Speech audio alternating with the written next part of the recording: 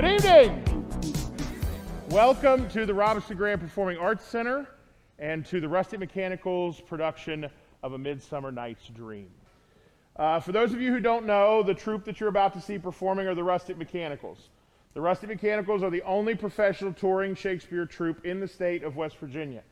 Normally, we mount and tour 3 shows a year. But I don't know if you've heard, there's a global pandemic going on, and we lost the first 2 shows of the season of 2020. But thanks to some really generous support from the West Virginia Humanities Council, the West Virginia Division of Arts, Culture, and History, and our Bard Association, we have been able to pull together this production, which is going to be filmed 5 times over 3 days here. And then we're going to take those 5 performances and edit them down to 1 show. We're going to pair it with the curriculum material that we create for every tour, and we are going to provide it to every middle school, high school, and homeschool parent, teacher, and student absolutely free. And you get to be a very, very big part of that. And you get to be a big part of that because this show has been put together using Shakespeare's staging conditions. And what that means are the following things. First of all, we're using universal lighting. Now, universal lighting means that we, the actors, can see you, the audience. You, the audience, can see we, the actors. And you, the audience, can see each other. The second thing is this 3/4 seating arrangement. That's one of Shakespeare's staging conditions. And the third and final thing is the amount of audience interaction we will be doing tonight. We are going to look you directly in the eye, and we are going to talk to you just as if you were a part of our play. And sometimes we are going to even accuse you of being individuals that we mention in our play that never make it to stage. So you're going to be cast in the show as well. You will also notice that I am not wearing a mask. You are all wearing masks, and we greatly appreciate that you're wearing masks, and we ask you to please keep those masks on for the duration of the performance. The reason that I and the other actors are able to do this unmasked is because on Thursday, we all took COVID tests, and we passed. And then since then, we have been in what we're fondly referring to as the Shakespeare bubble. And so we have been isolating ourselves so that we can do this show for the recording unmasked. Now, as I said before, this is an audience interactive thing. I just told you can't take your mask off, but there are some things that you are allowed to do. And they are so important to us that we are going to practice. You are allowed to clap. Let us clap. You are allowed to cheer. Go ahead and cheer. You are allowed to do the wave. Do you all remember the wave? Okay, some of you are not old enough for that. So for the wave, if you don't know, you have to say whoa, and you have to stand up. We're going to do the wave. Ready? We're going to start right here. Don't let us down. Here we go. We're doing the wave. We're doing the wave. We're doing the wave. And we're going back. We're going back. Come on. Don't give up. Don't give up. Come on. You didn't participate the second time, so we're just going to make you do it yourself. Other things you're allowed to do. There are going to be moments where we are going to ask you to complete our sentences. Jack and Jill went up the hill to fetch a pail of water. Very good. And finally, we're going to sing a lot tonight. There's a lot of music in this show. You're going to recognize most of the music in this show. If you know it, you want to clap along, clap along. You want to sing along, sing along. Let's practice. There she was, just a-walking down the street singing. Okay, good. Give yourselves a round of applause. And now, I don't want to give too much away, but there's a possibility by the end of the night that there's going to be a wedding or 3. And so, in keeping with the old tradition, tonight we have something old, something new, something borrowed, and something blue. Our old item is the Robinson Grand Performing Arts Center. You are sitting in a nearly 100-year-old facility that has been remodeled and become the jewel of downtown Clarksburg, West Virginia. They have been a great partner for us, and we appreciate so much for them allowing us to be here. The new thing are these beautiful purple pool noodles. You'll notice an orange one up there. There's some others that are going to appear throughout the play. These are brand new pool noodles. These are this season's pool noodles. And they came to us from the Dollar Tree. And please don't go looking for them. They're sold out. We bought them all. Now, something borrowed. This chaise lounge. It's beautiful and maybe older than the Robinson Grand, but we borrowed it from Fairmont State Theater Department. Fairmont State Theater has been a tremendous supporter and partner of this production. I mean this when I say it. We could not have done it without them, and they gave us a lot of stuff, including this beautiful chaise lounge that we borrowed. And finally, you're all going to recognize this, and that is this glove, which many of you know what that is, a blue surgical glove. And there will be a couple very important moments tonight when our actors have to put on these gloves, because we can't be funny if we're not being safe. Now, it is time for the big round of applause as I welcome you to the Rustic Mechanicals production of William Shakespeare's A Midsummer Night's Dream.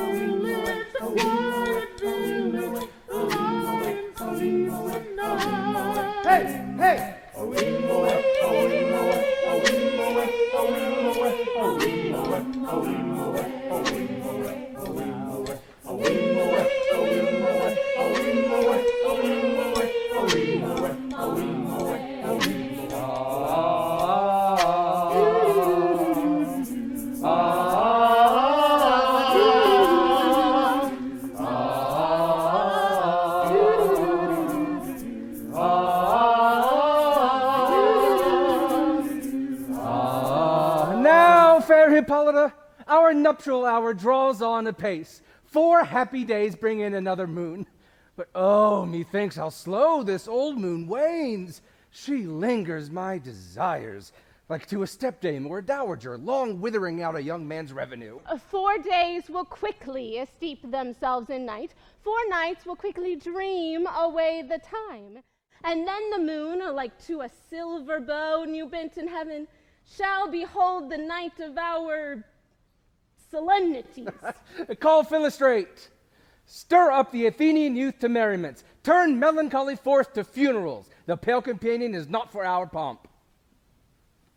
Hippolyta, I wooed thee with my sword, but I will wed thee in another key. With pomp, with triumph, and with reveling. Happy be Theseus, our renowned duke. Thanks, good Aegeus. What's the news with thee? Full of vexation come I with complaint against my child, my daughter Hermia. Stand forth, Demetrius, my noble lord. This man hath my consent to marry Hermia. Stand forth, Lysander, and my gracious duke. This man hath bewitched the bosom of my child. Thou, Lysander, thou hast given her rhymes and interchanged love tokens with my child. Thou hast, by moonlight at her window, sung with feigning voice verses of feigning love, and stolen the impression of her fantasy with bracelets of thy hair, rings, gauds, conceits, sweetmeats, with cunning hast thou filched my daughter's heart, turned her obedience, which is due to me, to stubborn harshness. And, my gracious Duke, be it so she will not hear before your grace consent to marry with Demetrius, I beg the ancient privilege of Athens. As she is mine, I may dispose of her, which shall be either to this gentleman or to her death, according to our law immediately provided in that case. What say you, Hermia? Be advised, fair maid. To you your father should be as a god. Demetrius is a worthy gentleman. So is Lysander. I would my father look but with my eyes. Or rather, your eyes must with his judgment look. I beseech your grace, that I may know the worst that may befall me in this case, if I refuse to wed Demetrius. Either to die the death, or to abjure forever the society of men and endure the livery of a nun. So will I grow, so live, so die, my lord, ere will I yield my virgin patent up unto his lordship. Take time to pause. And by the next new moon, the sealing day betwixt my love and me, upon that day, either prepare to die for disobedience to your father's will, or else to wed Demetrius. Relent, sweet Hermia. And Lysander, yield thy crazed title to my certain right. You have her father's love, Demetrius. Let me have Hermia's. Do you marry him? Oh, a scornful Lysander! True, he hath my love, and what is mine, my love shall render him. And she is mine, and all my right of her I do estate unto Demetrius. I am, my lord, as well derived as he, as well possessed. My love is more than his. My fortunes every way is fairly ranked, if not with vantage as Demetrius, and, which is more than all these boasts can be, I am beloved of beauteous Hermia.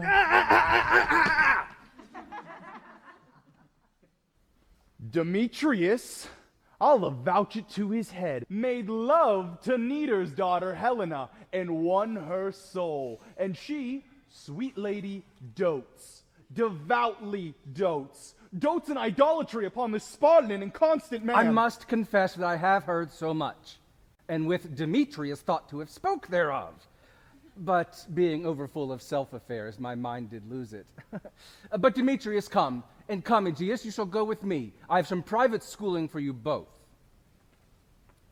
For you, fair Hermia, look you arm yourself to fit your fancies to your father's will, or else the law of Athens yields you up to death, or to a vow of single life.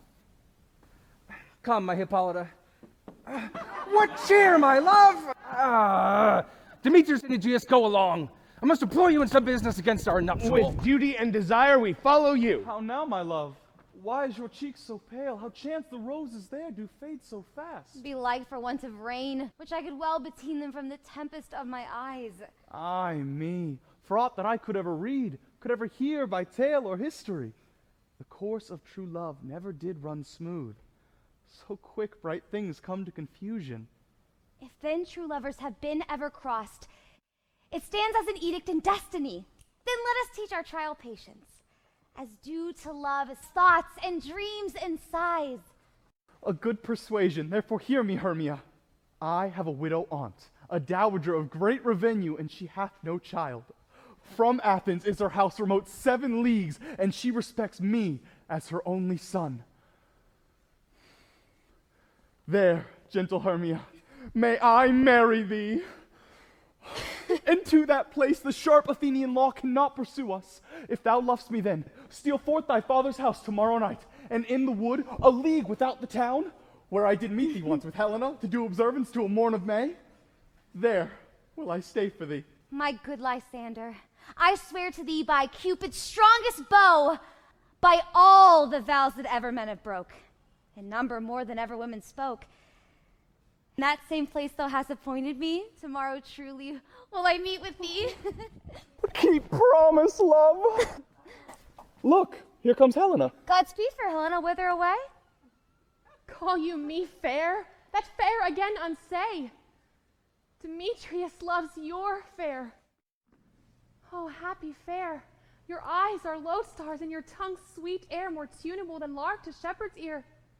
Oh, teach me how you look and with what art you sway the motion of Demetrius' heart. I frown upon him, yet he loves me still. Oh, that your frowns would teach my smiles such skill. I give him curses, yet he gives me love. Oh, that my prayers could such affection move. The more I hate, the more he follows me.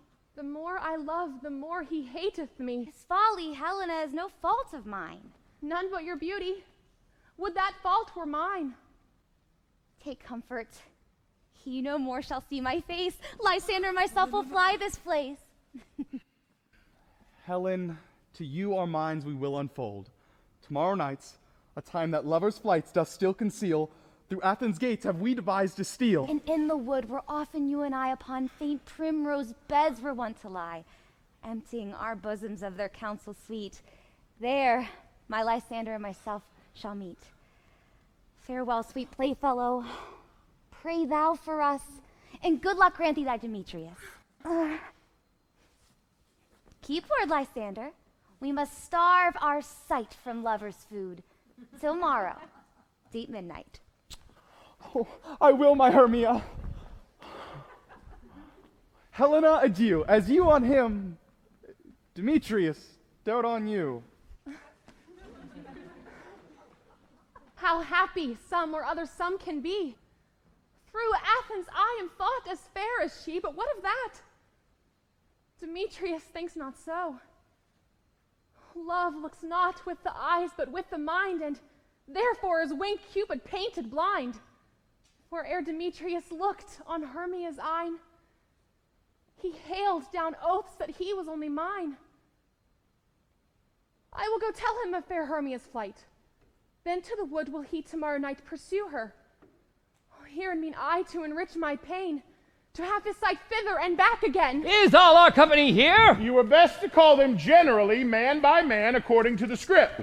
Here is a scroll of every man's name, which is thought fit through all Athens, to play in our interlude before the Duke and the Duchess on his wedding day at night. First, good Peter Quince, say what the play treats on, then read the names of the actors, and so grow to a point. Mary, our play is the most lamentable comedy and most cruel death of Pyramus and Thisbe. Very good piece of work. Now, good Peter Quince, call forth your actors by the scroll. Masters, spread yourselves.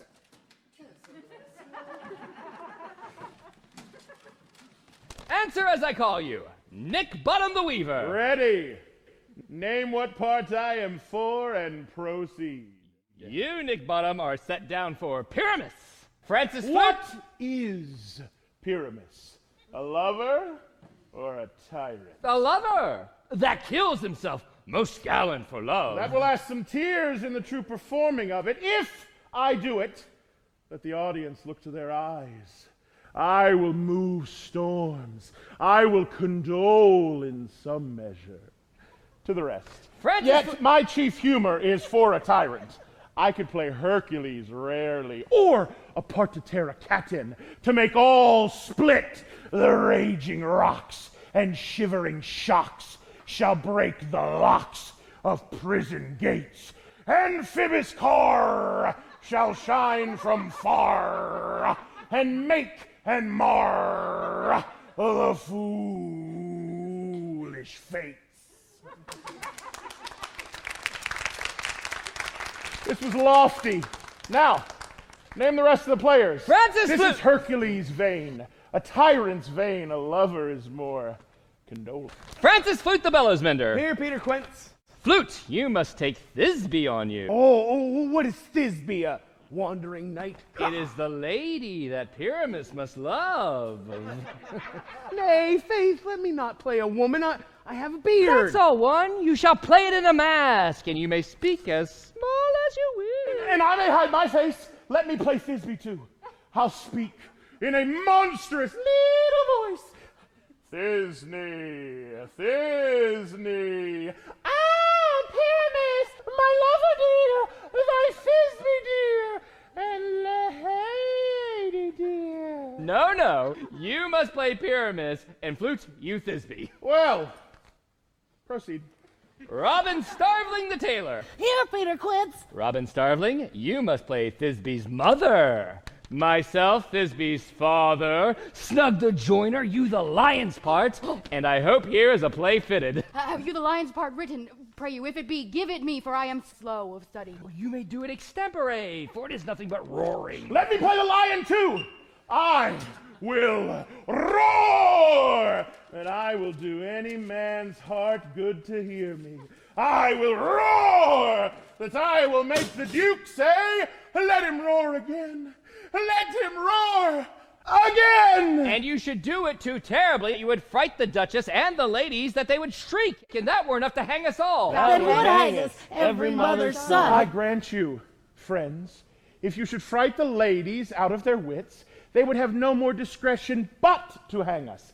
But I will aggravate my voice so that I will roar you as gently as in a sucking dove. I will roar you, and 'twere any nightingale. Roar.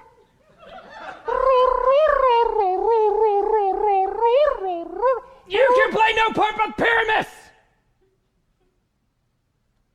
For Pyramus is a sweet-faced man, a proper man, as one shall see in a summer's day, a most lovely, gentleman-like man. Therefore you must needs play Pyramus. Boop. Well, I will undertake it. Boop. Masters, here are your parts, and I am to entreat you, request you, and desire you to learn them by tomorrow night. Tomorrow night? Tomorrow night! And meet me in the palace wood, a mile without the town by moonlight. There will we rehearse. I pray you, fail me not. We will meet, and there we may rehearse most obscenely and courageously.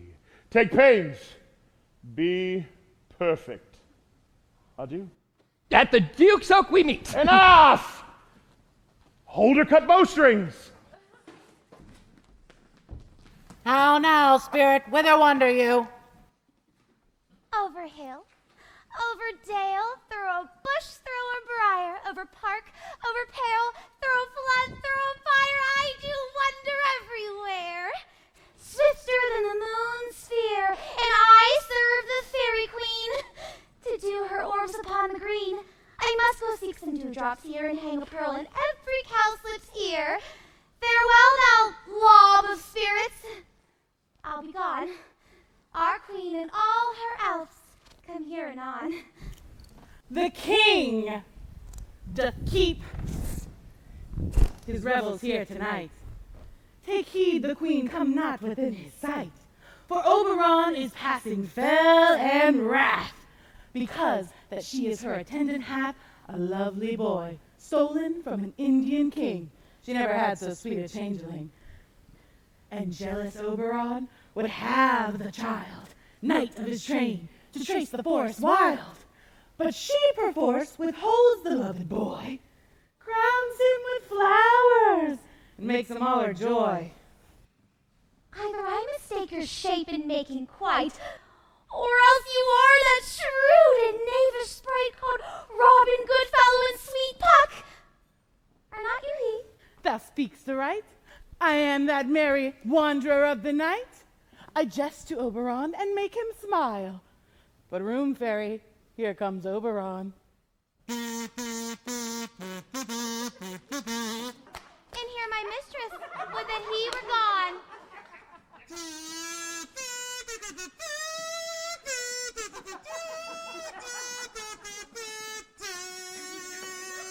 Ill met by moonlight proud, Titania.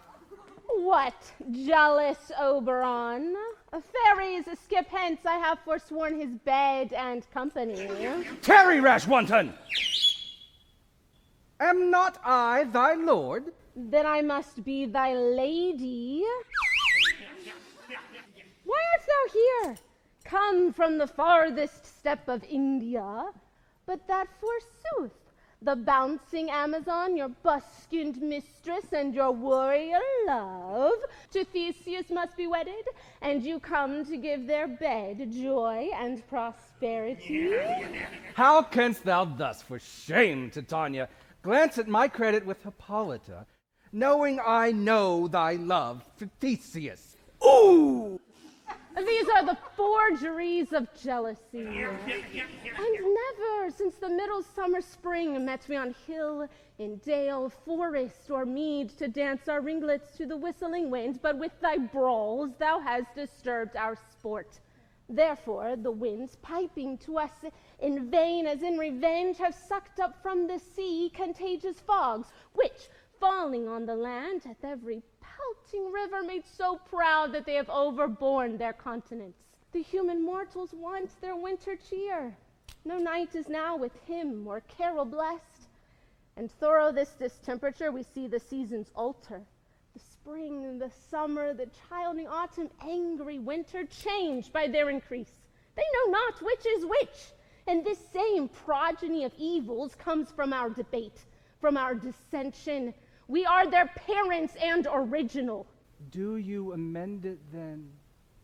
It lies in you. Why should Titania cross her Oberon? I do but beg a little changeling boy to be my henchman. Set your heart at rest. The fairy land buys not the child of me.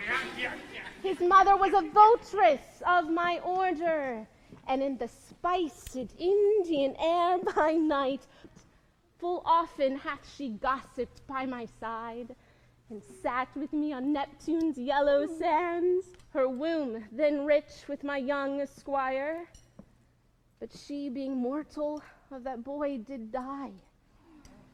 And for her sake do I rear up her boy, and for her sake I will not part with him. How long within this wood intend you stay? Perchance till after Theseus' wedding day. If you will patiently dance in our round and see our moonlight revels go with us. If not, shun me and I will spare your haunts. Give me that boy, and I will go with thee. Not for thy fairy kingdom. Fairies away, we shall chide downright if I longer stay. Well, go thy way. Thou shalt not from this grove till I torment thee for this injury. My gentle Puck, come hither. Once I saw, but thou couldst not. Flying between the cold moon and the earth, Cupid all armed, let loose his love shaft smartly from his bow as it should pierce 100,000 hearts. Yet marked I where the bolt of Cupid fell. It fell upon a little western flower. Western flower. Before milk white, now purple with love's wound, and maidens call it love in idleness.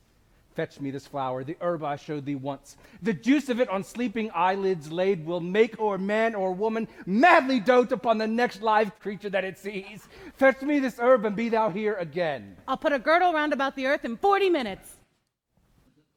Having once this juice, I'll watch Titania when she is asleep, and drop the liquor of it in her eyes. The next thing then she waking looks upon, be it on lion, bear, or wolf, or bull, on meddling monkey, or on busy ape, she shall pursue it with the soul of love. And ere I take this charm from off her sight, I'll make her render up her page to me. No! But who comes here? I am invisible. I will overhear their conference. I love thee not, therefore pursue me not. Oh, where is Lysander and fair Hermia? The one I'll slay, the other slayeth me. Thou toldst me they were stolen unto this wood. Hence get thee gone, and follow me no more. You draw me, you hard-hearted adamant, for my heart is true as steel. Leave you your power to draw, and I shall have no power to follow you. Do I entice you? Do I speak you fair? Or rather, do I not in plainest truth tell you? I do not, nor I cannot love you. And even for that do I love you the more. I am your spaniel. What worser place can I beg in your love than to be used as you use your dog? Oh, I'm sick when I do look on thee. And I am sick when I look not on you. I'll run from thee, and hide me in the brakes, and leave thee to the mercy of wild beasts. Fie, Demetrius! Your wrongs do set a scandal on my sex. I'll follow thee and make a heaven of hell to die upon the hand I love so well. Fare thee well, nymph. Ere he do leave this grove, thou shalt fly him, and he shall seek thy love. Hast thou the flower there? Aye, there it is. I know a bank where the wild thyme blows, where oxlips and the nodding violet grows. There sleeps Titania some time of the night, lulled in these flowers with dances and delight. And with the juice of this, I'll streak her eyes and make her full of hateful fantasies. Take thou some of it, and seek through this grove. A sweet Athenian lady is in love with a disdainful youth. Anoint his eyes. But do it when the next thing he espies may be the lady. Thou shalt know the man by the Athenian garments he hath on. And look, thou meet me ere the first cock crow. Fear not, my lord, your servant shall do so. Come, now a roundel and a fairy song. Sing me now asleep. In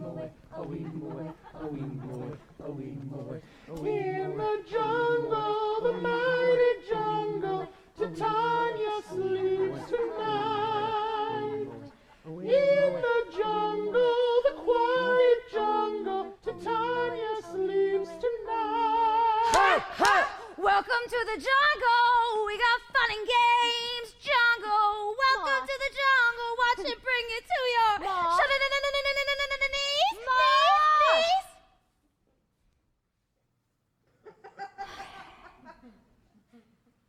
Hush, my darling, don't fear, my darling, Titania sleeps tonight. Hush, my darling, don't fear, my darling, Titania sleeps tonight. Hence away, now all is well. One aloof stands sentinel.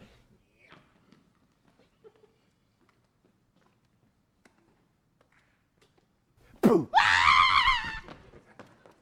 What thou see when thou dost wake, do it for thy true love take. Love and languish for his sake. Be it cat or bear with bristled hair, in thy eye it shall appear. When thou wakest, it is thy dear. Wake when some vile thing is near. Fair love, you faint with wandering in the wood, and to speak troth, I have forgot our way. Will rest us, Hermia. Be it so, Lysander. Find you out of bed, for I upon this bank will rest my head. Will one turf shall serve as pillow for us both. One heart, one bed, two bosoms, and one troth. Nay, good Lysander, for my sake, my dear, lie further off, yet do not lie so near. Amen. Here is my bed. Here. Here is my bed. Sleep give thee all his rest. With half that wish, the wisher's eyes be pressed. Through the forest have I gone, but Athenian found I none. Who is here? Weeds of Athens he doth wear. Churl, upon thy eyes I throw all the power this charm doth owe. When thou wakes, let love forbid sleep his seat on thy eyelid.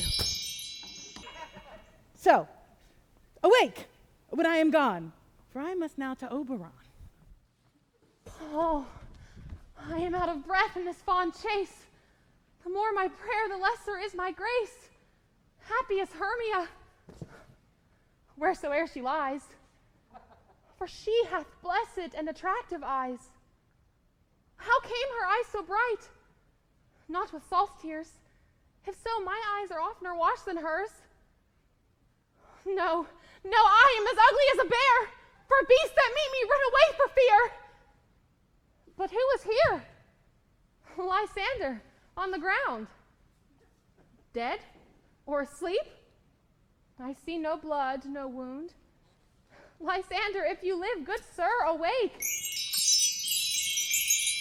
And run through fire I will for thy sweet sake. Where's Demetrius? Oh, how fit a word is that vile name to perish on my sword! Do not say so, Lysander, say not so. What though he loved your Hermia, Lord, what though? Yet Hermia still loves you. Then be content. Content with Hermia? No, I do repent. The tedious minutes I with her have spent. Not Hermia, but Helena I love. Who will not change a raven for a dove? The will of man is by his reason swayed, and reason says you are the worthier maid. Wherefore was I to this keen mockery born? When at your hands did I deserve this scorn? It's not enough, young man, that I did never, no, nor never can deserve a sweet look from Demetrius' eye. But you must flout my insufficiency? But fare you well. Perforce I must confess, I thought you lord of more true gentleness.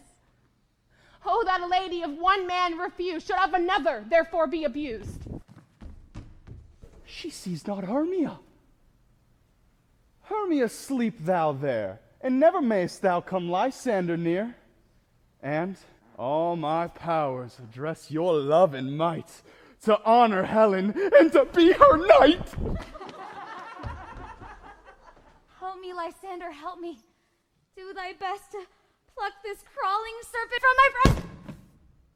Ay me, for pity, what a dream was here. Lysander, look how I do quake with fear. Lysander?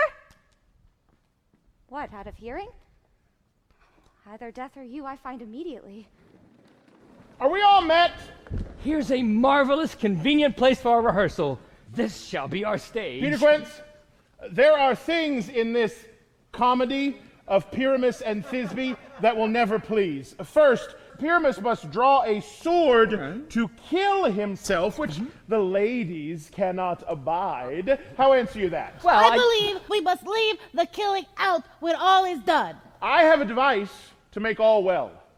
Write me a prologue, and let the prologue seem to say we will do no harm with our swords, and that Pyramus is not killed indeed. And, for the more better assurance, tell them that I, Pyramus, am not Pyramus, but Bottom the Weaver.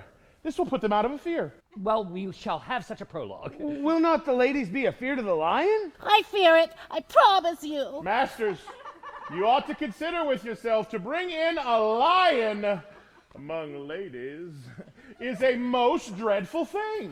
Therefore, another prologue must tell he is not the lion. Nay, you must name his name, and half his face must be seen through the lion's neck, and he himself must speak through, saying thus, or to the same defect. Ladies! Ladies! Or fair ladies. Fair ladies. I would wish you not to fear. I would wish you not to fear. Not to tremble. Not to tremble. If you think I come hither as a lion, it were pity of my life. No. I am no such thing. I am a man. As other men are.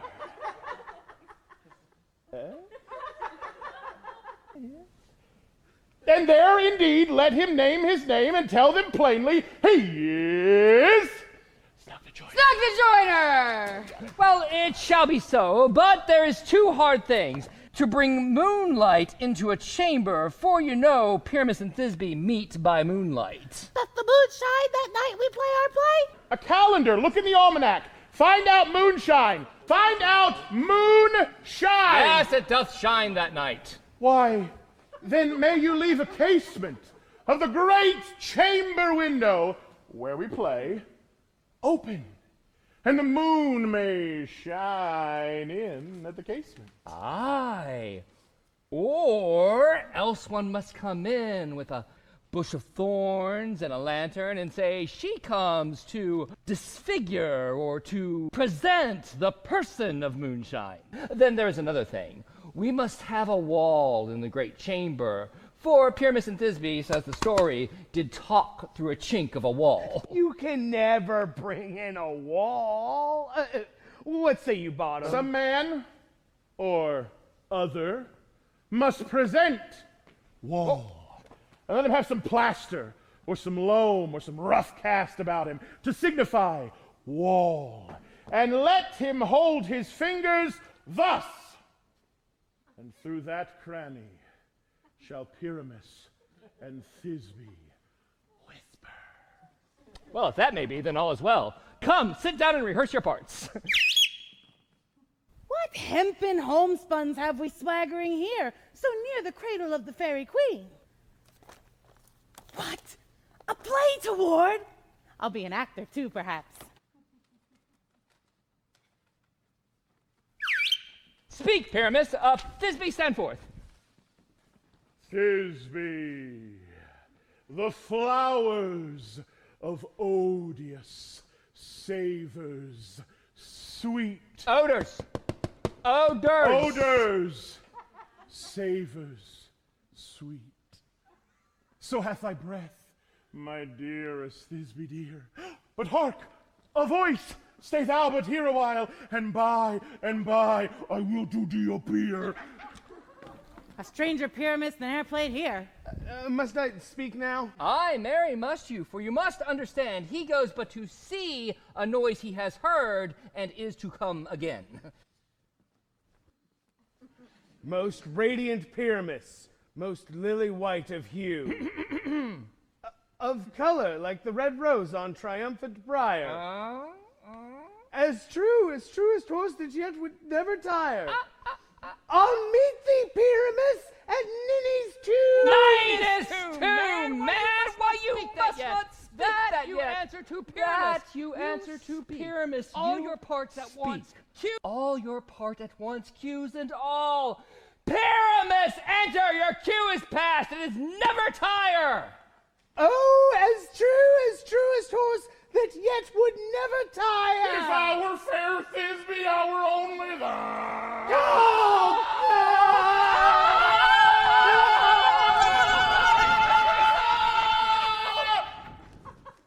Why do they run away? This is a knavery of them to make me afeared. I see their knavery. This is to make an ass of me, to fright me, if they could. But I will walk up and down here, and I will sing, so that they shall hear that I am not afraid. At first I was afraid.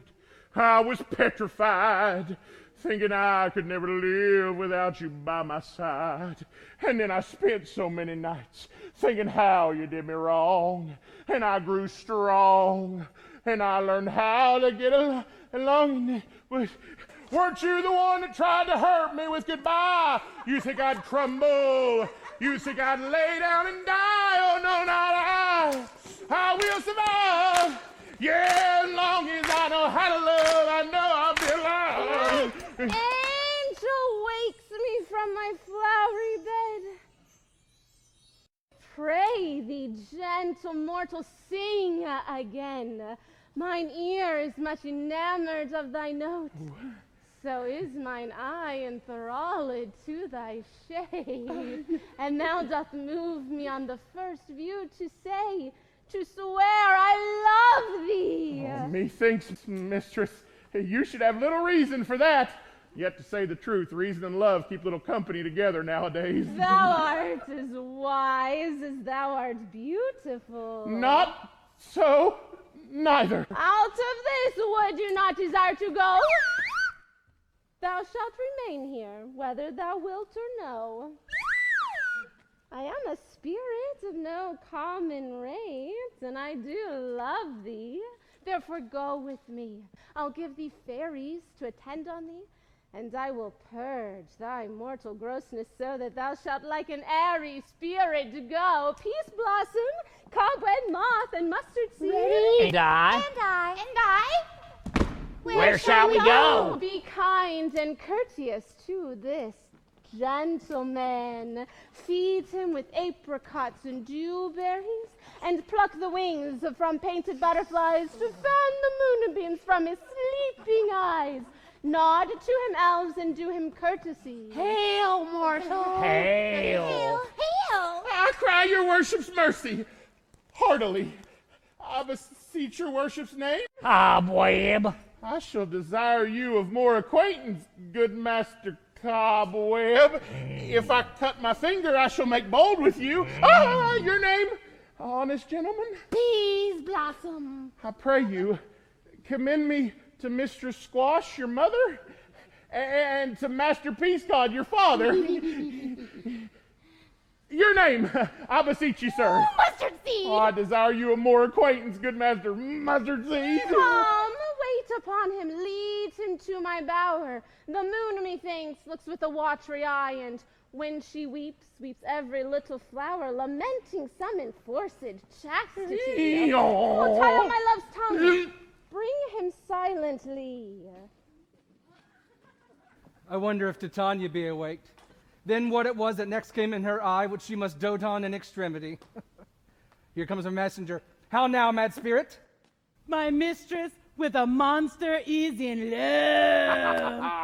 Near to her close and consecrated bower, while she was in her dull and sleeping hour, a crew of patches, rude mechanicals, were met together to rehearse a play intended for great Theseus' nuptial day. Pyramus forsook his scene and entered in a break, when I did him at this advantage take an ass's knoll I fix it on his head. And at his sight away his fellows fly. I led them on in this distracted fear, and left sweet Pyramus translated there, when in that moment so it came to pass, Titania waked and straightway loved an ass. This falls out better than I could devise. But hast thou yet latched the Athenian's eyes with the love juice as I did bid thee do? I took him sleeping, that is finished too. And the Athenian woman by his side, that when he waked, of force she must be eyed. Stand close, this is the same Athenian. This is the woman, but not this the man. Oh, why rebuke you him that loves you so? Now I but chide, but I should use thee worse. For thou, I fear, hath given me cause to curse. If thou hast slain Lysander in his sleep, being o'er shoes and blood, plunge in the deep and kill me too. Where is my Lysander? Oh, good Demetrius, wilt thou give him me? I had rather give his carcass to my hounds. How, dog!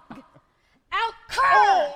Now drives me past the bounds of maiden's patience. I am not guilty of Lysander's blood, nor is he dead, for aught that I can tell. Pray thee, tell me then that he is well. And if I could, what should I get therefore? A privilege, never to see me more. And from thy hated presence part I so. See me no more, whether he be dead or no.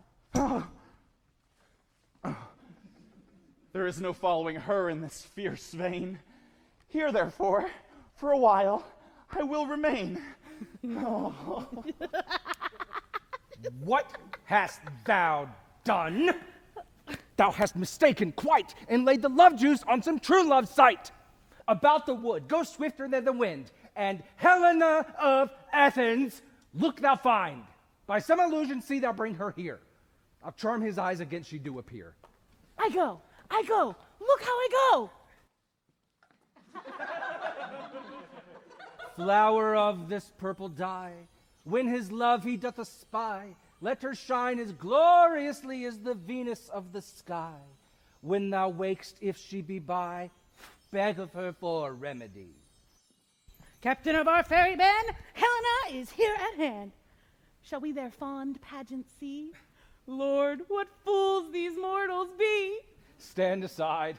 The noise they make will cause Demetrius to awake. Then we'll two at once woo one. That must needs be sport alone. And those things do best please me that befall preposterously. Why should you think that... Oh! Why should you think that I should woo and scorn? Oh, look, when I vow, I weep. You do advance your cunning more and more. These vows are Hermia's. Demetrius loves her, and he loves not you.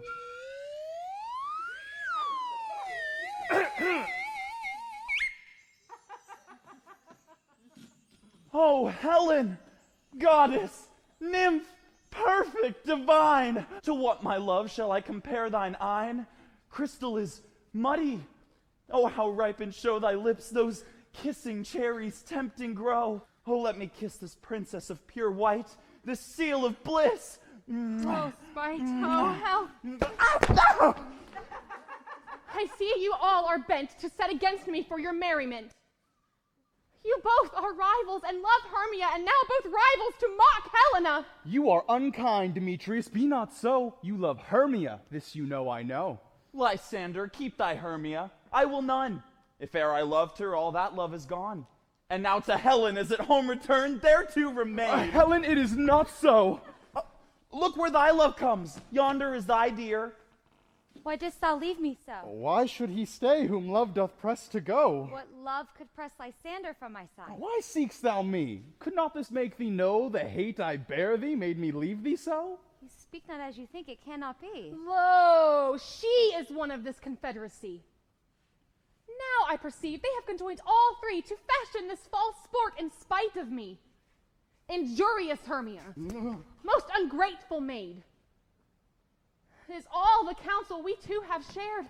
The sisters' vows, oh, is all forgot. All school days, friendship, childhood, innocence. We grew together like two double cherries seeming parted, two lovely berries molded on one stem. So with two seeming bodies but one heart. And will you rent our ancient love asunder to join with men in scorning your poor friend? I'm amazed at your passionate words. I scorn you not. It seems that you scorn me. Have you not set Lysander, as in scorn, to follow me and praise my eyes and face, and made your other love Demetrius, who even but now did spurn me with his foot, to call me goddess, nymph, divine and rare, precious, celestial. No! Wherefore speaks he this to her he hates? This you should pity. I understand not what you mean by this. I do. Counterfeit sad looks. Make mouths upon me when I turn my back. Wink each at other. Hold the sweet jest up. If you have any pity, grace, or manners, you would not make me such an argument. But fare ye well. Oh, stay, gentle Helena. Hear my excuse. My love, my life, my soul, fair Helena. Oh, excellent. Sweet, do not scorn her so. I say I love thee more than he can do. If thou say so, withdraw and prove it too. Oh, quick, come. Lysander, where to tends all this?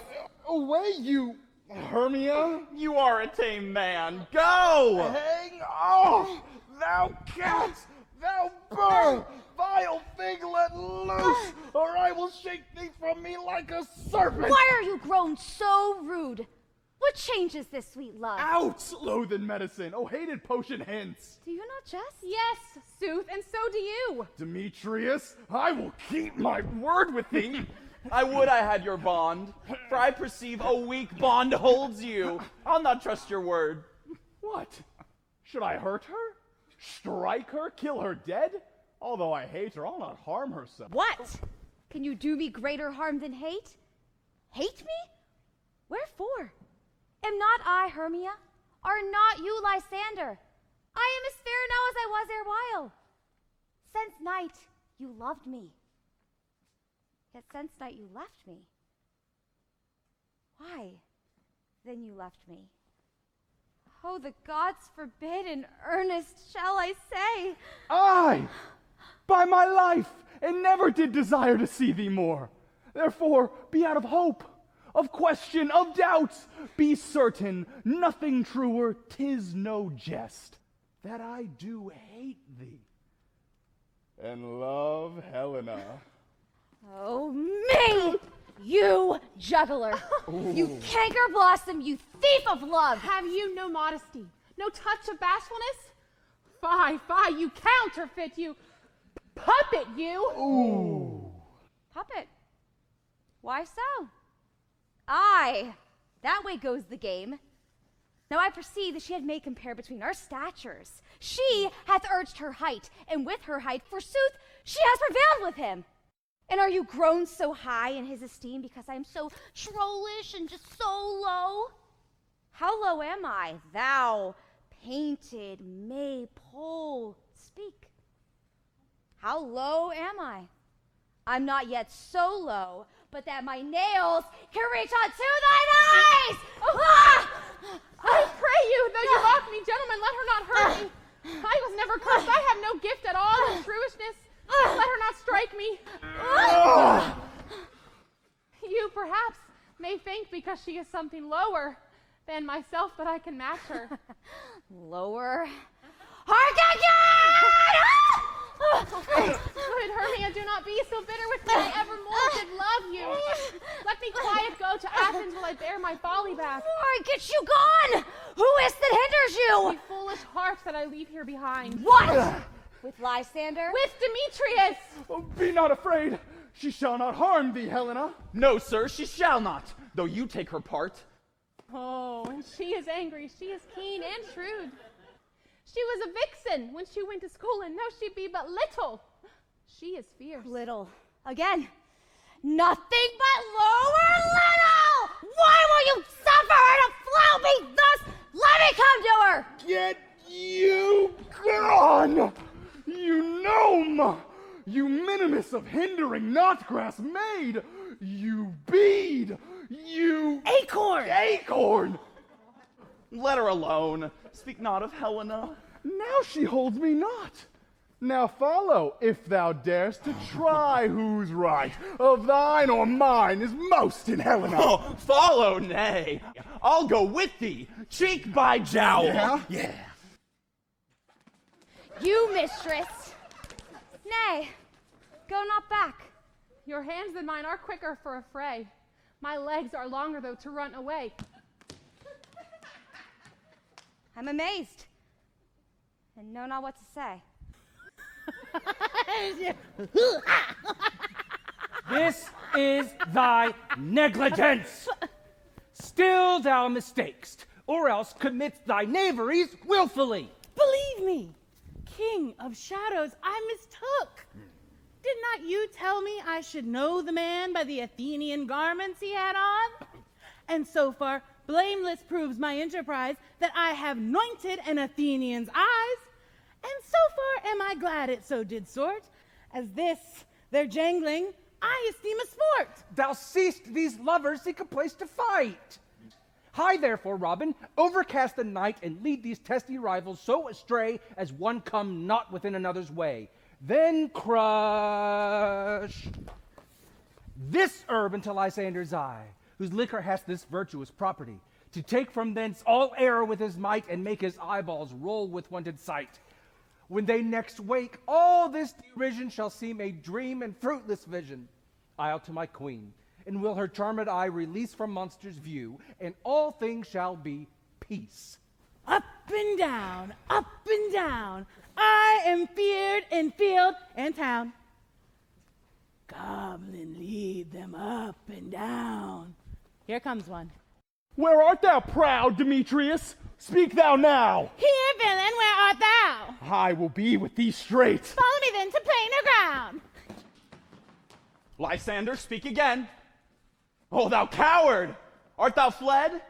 Where dost thou hide thy head? Come thou, child, I'll whip thee with a rod. Oh, yea, art thou there? Follow my voice, we'll try no manhood here.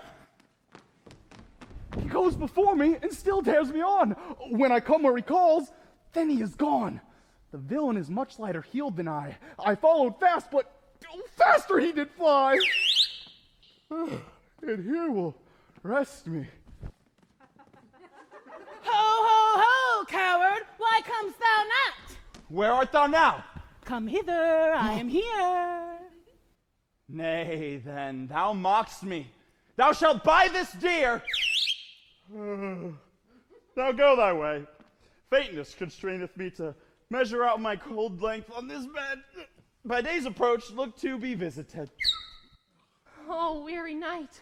Oh, long and tedious night. Yet but 3. Come one more. 2 of both kinds makes up 4. Here she comes. Cursed and sad, Cupid is a knavish lad, thus to make poor females mad. Never so weary, never so in woe. I can no further crawl, no further go. On the ground, sleep sound. I'll apply to your eye, gentle lover remedy. When thou wakes, thou takes true delight in the sight of thy former lady's eye. Jack shall have Jill, naught shall go ill, the man shall have his mare again, and all shall be well.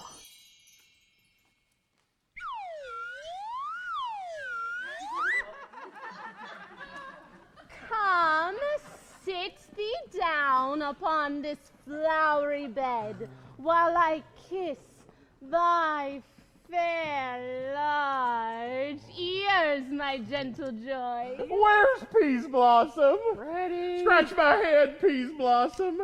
Where's Monsieur Cobweb? Ready. Monsieur Cobweb, get you your weapons in your hand and kill me a red-hipped humblebee. And good monsieur, bring me the honey bag. And good monsieur, have a care the honey bag break not. Where's Monsieur Mustard Seed? Ready? Give me your fist, Monsieur Mustard Seed. I pray you, leave your courtesy, good monsieur. What's your will? Oh, nothing, good monsieur, but to help Cavallari Cobweb to scratch. I must to the barber's, monsieur. For methinks I'm marvelous hairy about the face, and I'm such a tender ass. When my hair do but tickle me, I must scratch. What? Wilt thou hear some music, my sweet love? I have a reasonable good ear in music. Let's have the tongs and the bones. I'm gonna take my horse to the old town road. I'm gonna ride till I can't no more. Oh, I have an exposition of sleep come upon me. Sleep thou, and I will wind thee in my arms. Fairies, be gone, and be always away. Oh, how I love thee, how I dote on thee. Welcome, good Robin. Seest thou this sweet sight? Her dotage now I do begin to pity, for, meeting her of late behind the wood, seeking sweet favors from this hateful fool, I did ask for her changeling child, which straight she gave me, and her fairies sent to bear him to my bower in fairyland. And now I have the boy. I will undo this hateful imperfection of her eyes. Be as thou wast wont to be, see as thou wast wont to see. Now, my Titania, wake you, my sweet queen. My Oberon! What visions have I seen? Methought I was enamored of an ass. There lies your love.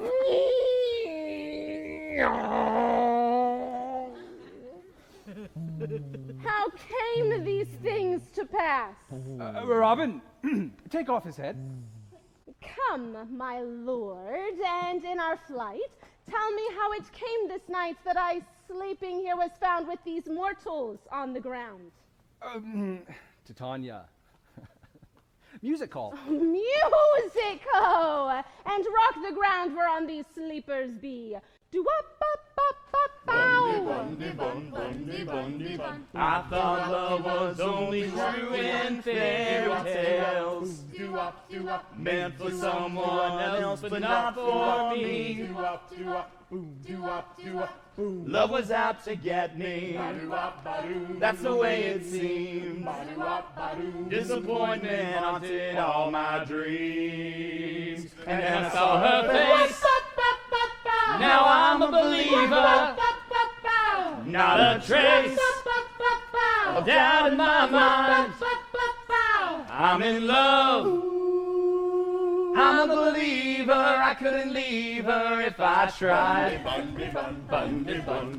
I thought love was more or less a give and take. But the more I gave, the less I got. What's the use in trying? All you get is pain.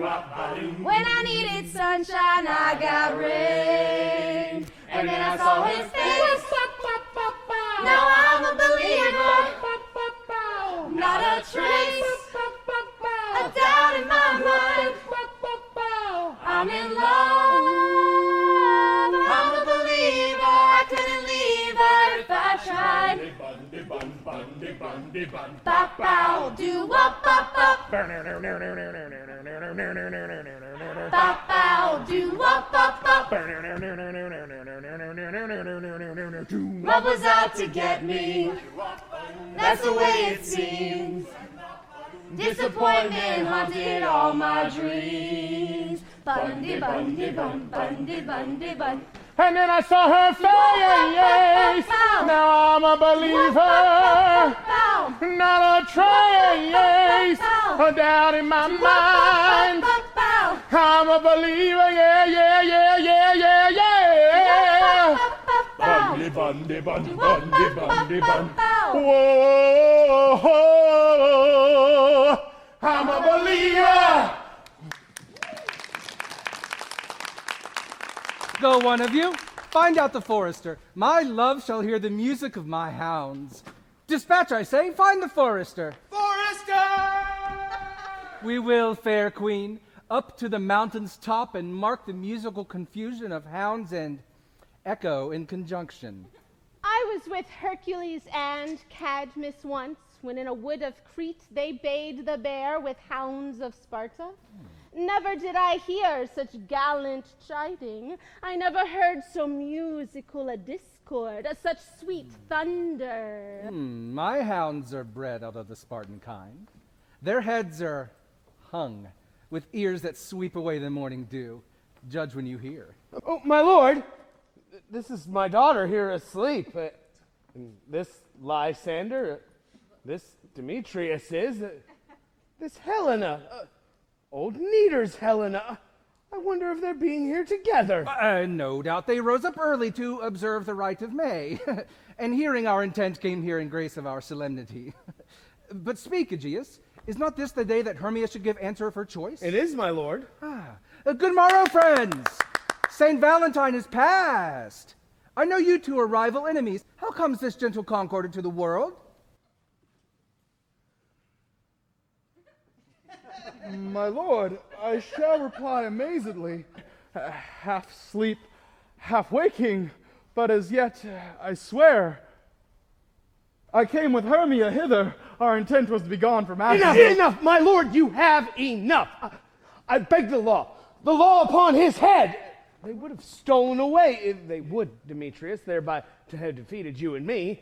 My lord, my love to Hermia melted as the snow. The pleasure of mine eye is only Helena.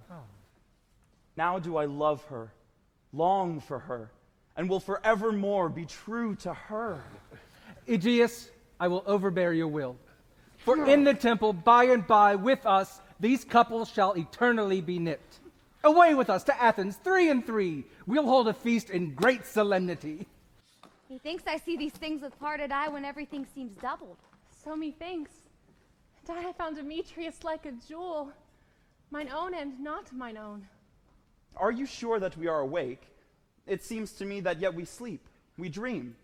Do not you think the Duke was here and bid us follow him? Yea, and my father. And Hippolyta. And he did bid us follow to the temple. Why then we are awake. Let's follow him. And by the way, let us recount our dreams. When my cue comes, call me, and I will answer. My next is most fair Pyramus. Hey-ho. Peter Quince! Flute the bellows mender! Starveling! God's my life, stolen hence and left me asleep. I have had a most rare vision. I have had a dream, past the wit of man to say what dream it was. Man is but an ass if he go about to expound this dream. Methought I was. There's no man can tell what. Methought I was, and methought I had. But man is but a patched fool if he will offer to say what methought I had. The eye of man hath not heard. The ear of man hath not seen. Man's hand is not able to taste what my dream was. I will get Peter Quince to write a ballad of this dream. It shall be called Bottom's Dream, because it hath no bottom. Have you sent to Bottom's house? Is he come home yet? He cannot be heard of. Out of doubt he is transported. Oh, if he comes not, he is marred. It goes not forward, doth it? It is not possible. You have not a man in all Athens able to discharge Pyramus but he. No, he hath simply the best wit of any handicraft man in Athens. Masters! The Duke is coming from the temple, and there is 2 or 3 lords and ladies more married. If our sport had gone forward, we'd all been made men. Oh, sweet bully bottom! Where are these lads? Where are these hearts? Happy hour! Masters, I am to discourse wonders. Ooh. But ask me not what, for if I tell you, I am no true Athenian. Oh. I will tell you everything, right as it fell out. Oh, let us hear, sweet bottom. Not a word of me. All that I will tell you is that the Duke hath dined. Get your apparel together. Good strings to your beards, new ribbons to your pumps. Meet presently at the palace. Every man look o'er his part. For the short and the long is, our play is preferred! Yeah! In any case, let this be of clean linen, and let not him that plays the lion pare his nails, for they shall hang out for the lion's claws. And most dear actors, eat no onions nor garlic, for we are to utter sweet breath. And I do not doubt but to hear them say, it is a sweet comedy. No more words. Away! Go away! Oh, yes.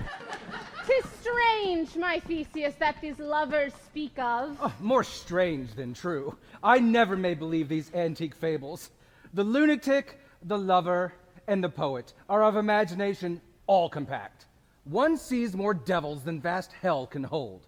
That is the madman. The lover, all is frantic, sees Helen's beauty in a brow of Egypt. The poet's eye, in a fine frenzy rolling, doth glance from heaven to earth, from earth to heaven. Such tricks hath strong imagination. But all the story of the night told over grows to something strange and admirable. Well, here come the lovers full of joy and mirth. Joy, gentle friends. Come now, what masks, what dances shall we have to wear away this long age of 3 hours between our after supper and bedtime? Is there no play to ease the anguish of a torturing hour? Call Philostrate! Here, mighty Theseus. How shall we beguile the lazy time, if not with some delight? There is a brief. How many sports are ripe? Make choice of which your highness will see first. The battle with the Centaurs, to be sung by the Athenian eunuch to the harp. Well, none of that. The riot of the tipsy bacchanals, tearing the Thracian singer in their rage. That is an old device. A tedious, brief scene of young Pyramus and his love Thisbe. Very tragical mirth. Merry and tragical? Tedious and brief? Well, that is hot ice and wondrous strange snow. How shall we find the concord of this discord? A play there is, my lord, some 10 words long, which is as brief as I have known a play. But by 10 words, my lord, it is too long, which makes it tedious. For in all the play, there's not one word apt, one player fitted, and tragical, it, my noble lord, it is, for Pyramus therein doth kill himself, which, when I saw rehearsed, I must confess, made mine eyes water, but more merry tears the passion of loud laughter never shed. What are they that do play it? Hard-handed men that work in Athens here, which never labored in their minds till now. And we will hear it. No! My noble lord, it is not for you. I have heard it over, and it is nothing in the world, unless you can find sport in their intents. I will hear that play, for never anything can be amiss when simpleness and duty tender it. Go bring them in, and take your places. I love not to see wretchedness o'ercharged. Why, gentle sweet, you shall see no such thing. He says they can do nothing in this kind. Well, the kind are we to give them thanks for nothing. Our sport shall be to take what they mistake. The prologue is addressed.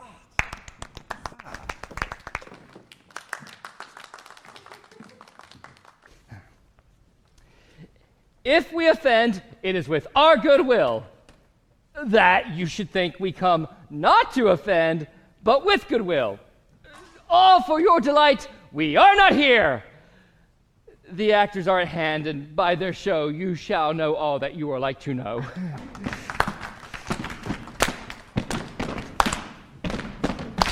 We will rock you. Ow! We will rock you.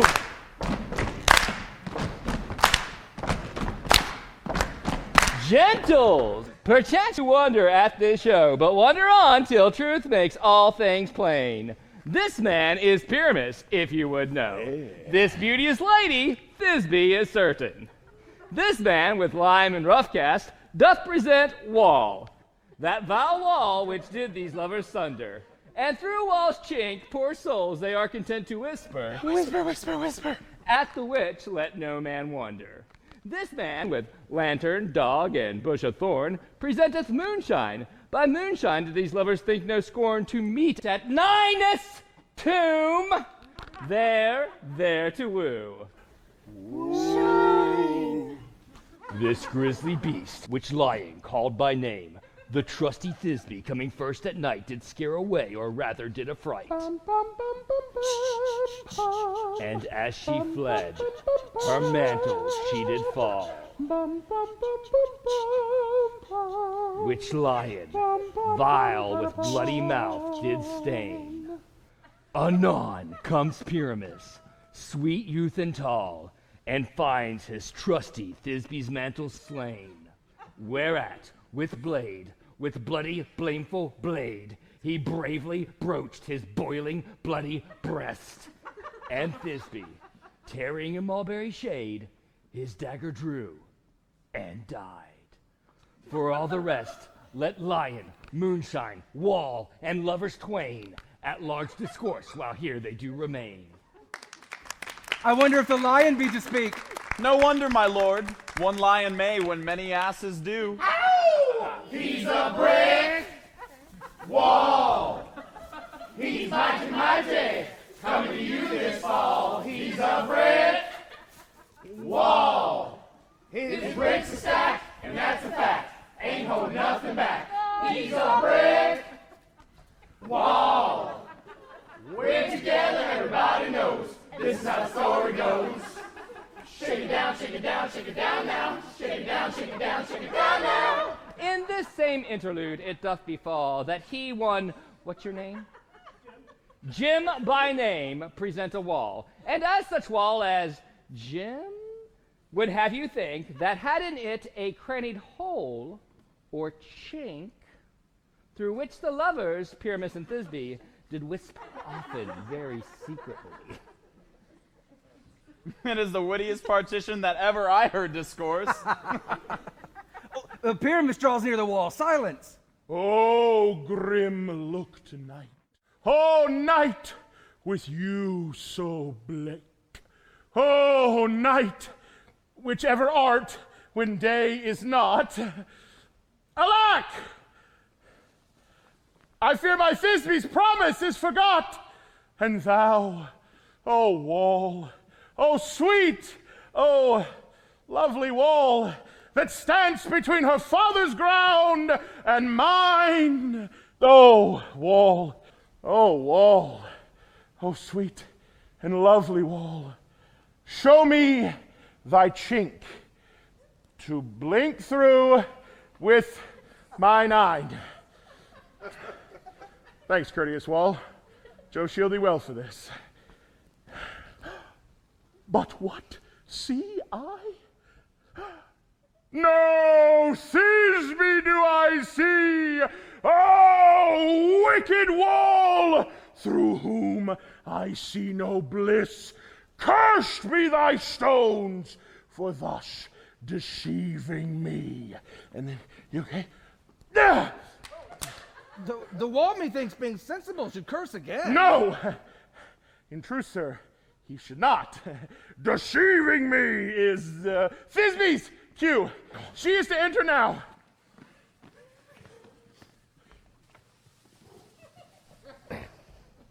Oh, wall, full often hast thou heard my moans for parting my fair Pyramus and me. My cherry lips have often kissed thy stones with lime and hair knit up in thee. I see a voice.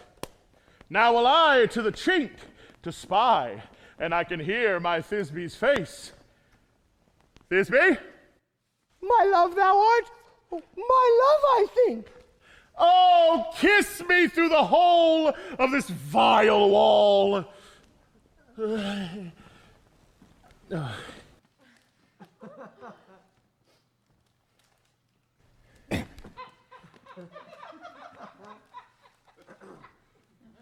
Safety first.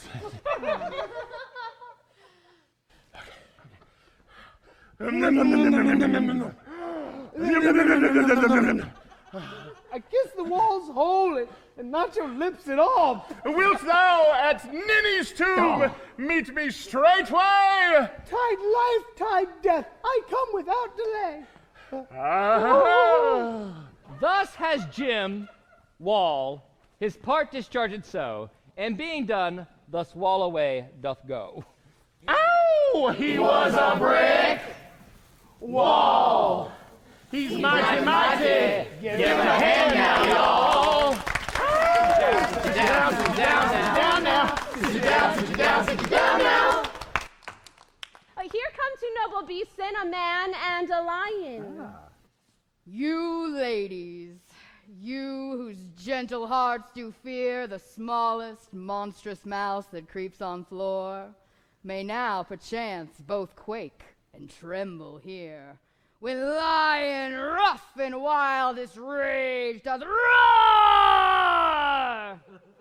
Then know that I as snug the joiner am, for if I should as lion come in strife into this place, 'twere pity on my life. A very gentle beast and of a good conscience. And let us listen to the moon.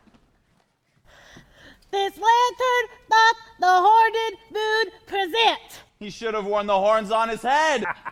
This lantern doth the horned moon present.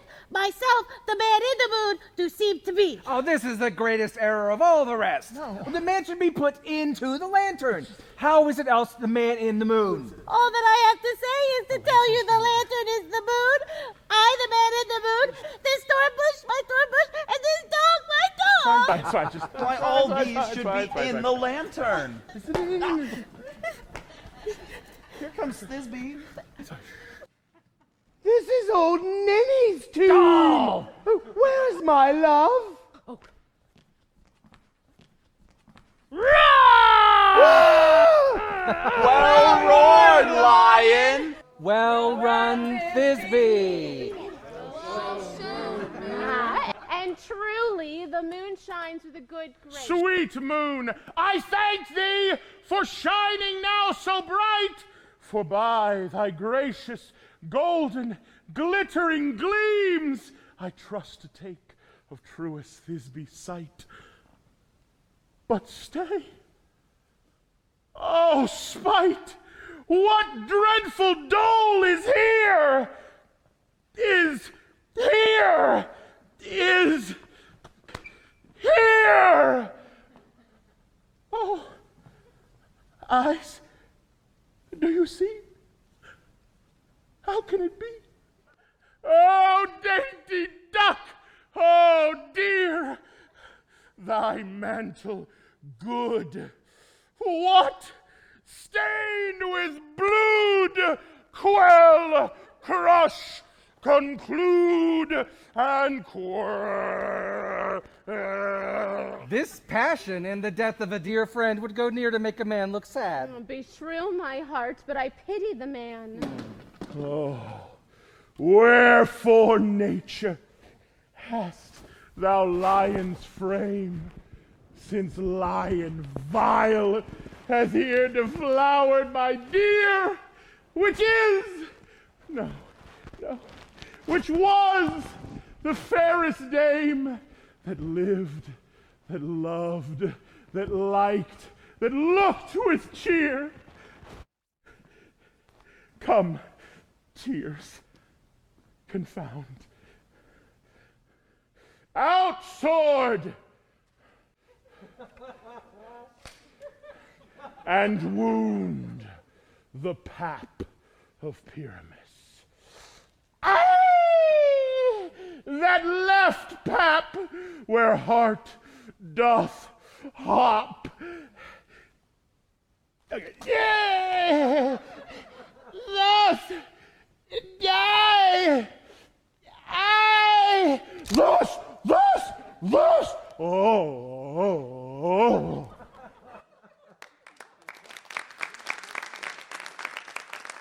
Now am I dead. Now am I fled. My soul is in the sky. Tongue, lose thy light. Moon, take thy flight.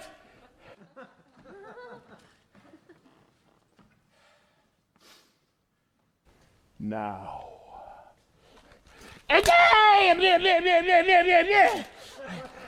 I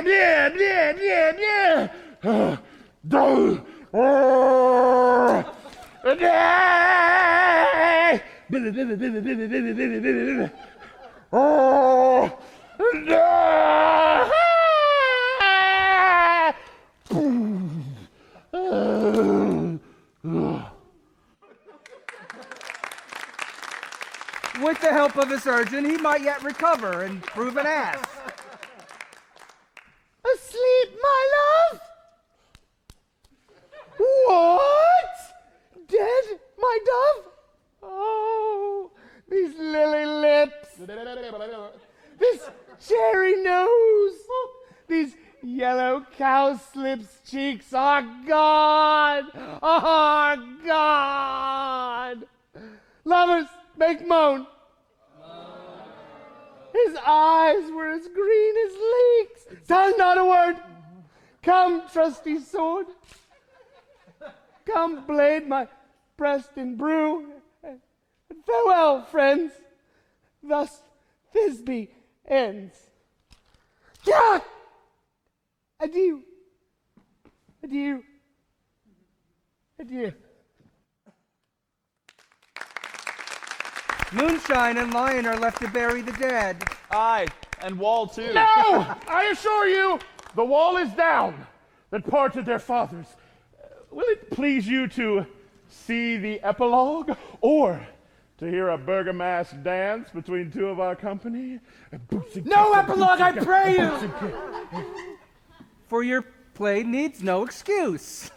Never excuse, for when all the players are dead, there need none be blamed.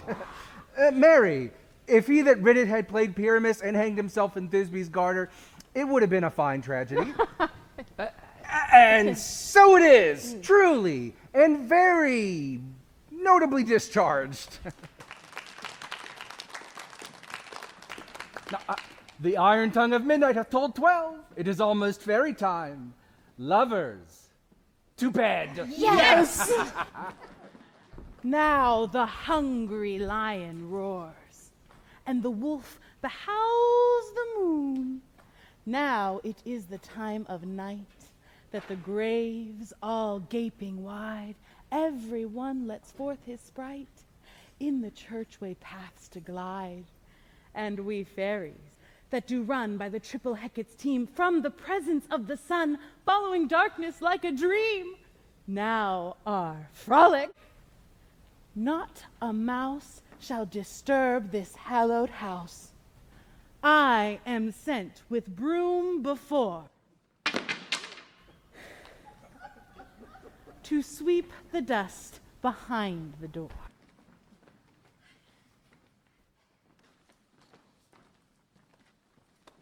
Through the house give glimmering light by the dead and drowsy fire. Every elf and fairy sprite hop as light as bird from briar. Hand in hand with fairy grace will we sing and bless this place. Now until the break of day, through this house each fairy stray, and each several chamber blessed through this palace with sweet peace. Trip away, make no stay, meet me all by break of day. If we shadows have offended, think but this, and all is mended, that you have but slumbered here, while these visions did appear, and this weak and idle theme, no more yielding, but a dream. Gentles, do not reprehend. If you pardon, we will mend. And as I am an honest puck, if we have unearned luck now to scape the serpent's tongue, we will make amends ere long, else the puck a liar call. So, good night unto you all. Give me your hands if we be friends, and Robin shall restore amends. Whoa, I'm a believer.